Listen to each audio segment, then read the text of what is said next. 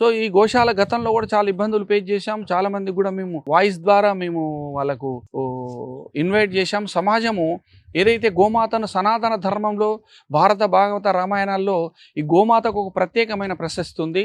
అమ్మ తర్వాత అమ్మగా గోమాతగా పూజించే మన హిందూ సాంప్రదాయము సనాతన ధర్మము మరి ఈరోజు ఈ గోవును లుప్తమైపోతూ ఉన్నది. విధానమీయులంతా దీన్ని ఏదైతే హిందువులు మాన ప్రాణ ఏదైతే కేంద్ర బిందువుగా ఈ గోవు ఉందో సనాతనం నుంచి కూడా దాన్ని లుప్తం చేస్తే హిందువులంతా విచ్ఛిన్నమైపోతారనే ఒక చెడ్డ అభిప్రాయంతో మరి ఈరోజు ఆవులనంతా దరిదాపుగా యావత్ దేశంలో డైలీ 10 నుంచి 20 వేల ఆవులు వధింపబడి గోశాలకు వాటికి తరలించబడతా ఉంది.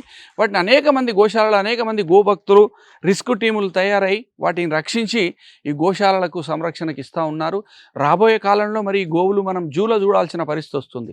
మరి మీ S6 ఛానల్ ద్వారా నేను సమాజానికి ఈ వినమ్రపూర్వక రిక్వెస్ట్ చేస్తూ ఉన్నాను. మరి ఏ అయితే సమాజంలో ఉన్న వ్యక్తులందరూ కూడా మరి గోశాలకు సహకరించి తనకే సాత్ మరి గోరక్షణ సంరక్షించే దిశలో ఈ గోవును రాబోయే భావి తరాలకు మనము అందించే దిశలో మనం ప్రయాణం చేయాల్సిన అవసరం ఉంది.